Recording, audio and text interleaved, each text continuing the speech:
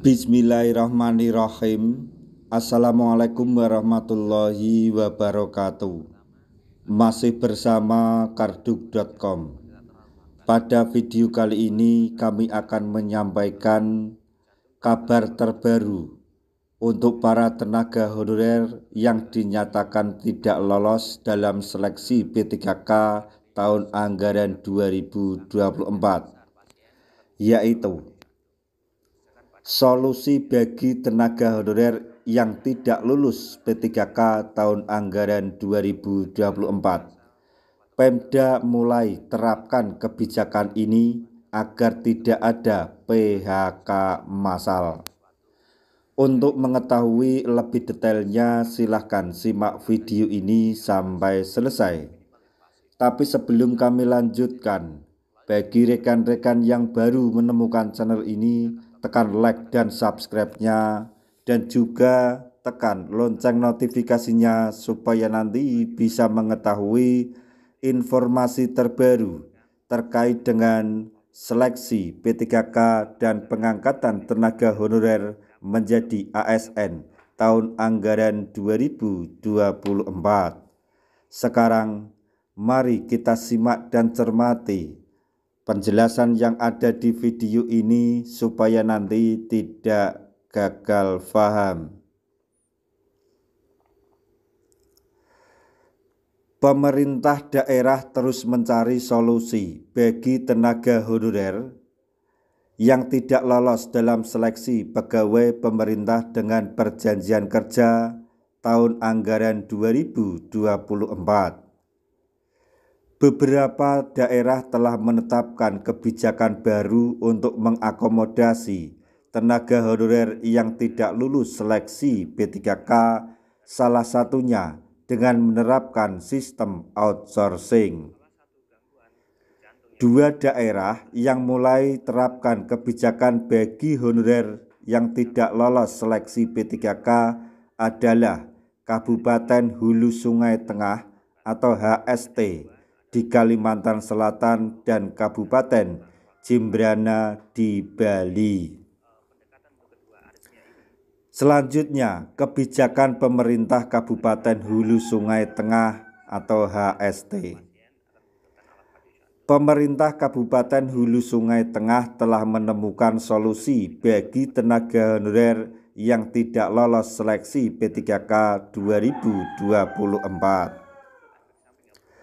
Berdasarkan Undang-Undang Nomor 20 Tahun 2023 tentang aparatur sipil negara, hanya ada dua jenis kepegawaian di pemerintahan, yaitu pegawai negeri sipil atau PNS dan pegawai pemerintah dengan perjanjian kerja atau P3K. Dengan demikian, pegawai honorer yang tidak terakomodasi dalam seleksi P3K tidak lagi bisa dipekerjakan dalam sistem lama. Sebagai solusi, pemerintah Kabupaten HST akan menerapkan skema outsourcing untuk tenaga honorer mulai bulan Maret 2025. Beberapa tenaga honorer yang tidak lolos seleksi sudah mulai dirumahkan, sementara sebagian lainnya akan dialihkan ke sistem outsourcing sesuai aturan yang berlaku. Dinas Komunikasi dan Informatika atau Kominfo HST telah menyiapkan tenaga IT untuk masuk ke skema outsourcing.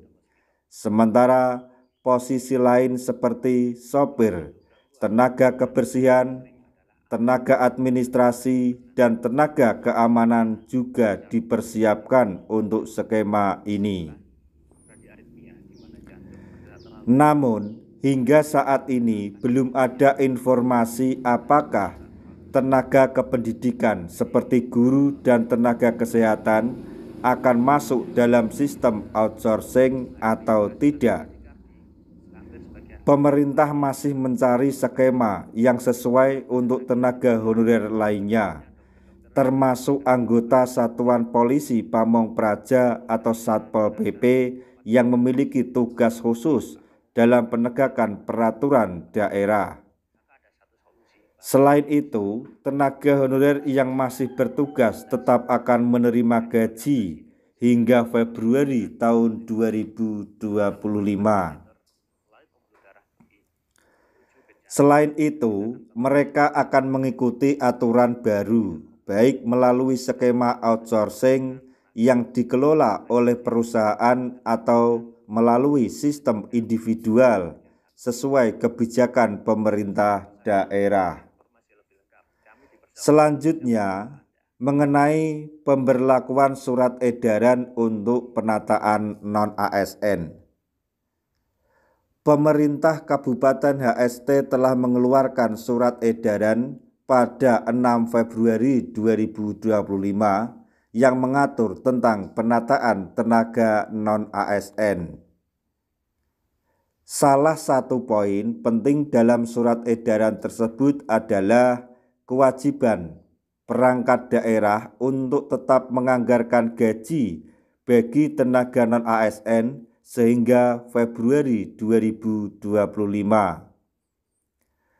Adapun kriteria tenaga non-ASN yang akan menerima gaji hingga Februari 2025 adalah 1. Pegawai yang memiliki masa kerja minimal 2 tahun per 31 Desember 2024 tetapi tidak mengikuti seleksi P3K tahap 2 atau telah mengikuti seleksi CPNS namun tidak lulus. 2. Pegawai dengan masa kerja di bawah 2 tahun per 31 Desember 2024. Kebijakan ini menunjukkan bahwa pemerintah daerah berupaya memberikan kepastian bagi tenaga honorer yang terdampak perubahan regulasi ASN. Selanjutnya, kebijakan pemerintah Kabupaten Jembrana, Bali. Di Kabupaten Jembrana, pemerintah juga tengah mencari solusi untuk tenaga honorer yang tidak lolos seleksi P3K 2024. Saat ini, tenaga honorer yang gagal seleksi masih tetap bekerja dan pemerintah daerah memastikan bahwa gaji mereka tetap dibayarkan hingga Hari Raya Pager Wesi, yang merupakan hari suci bagi umat Hindu. Bupati Jembrana 1 Nengah Tambah telah menginstruksikan kepada seluruh organisasi perangkat daerah atau OPD untuk segera menyelesaikan pembayaran gaji bagi pegawai kontrak sebelum hari raya tersebut. Langkah ini diambil sebagai bentuk kepedulian terhadap tenaga honorer yang masih menunggu kepastian status mereka.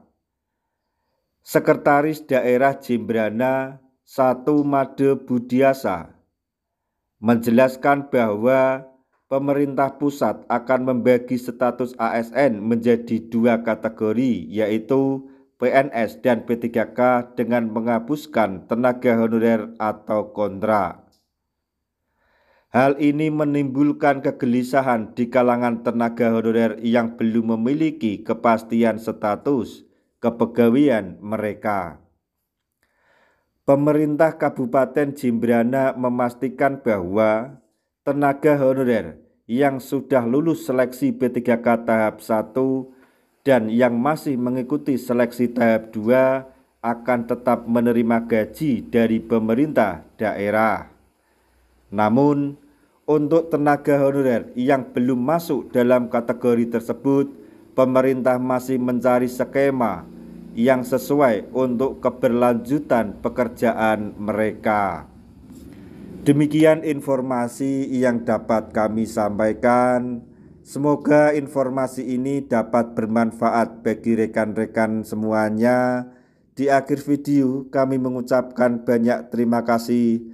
Wassalamualaikum warahmatullahi wabarakatuh.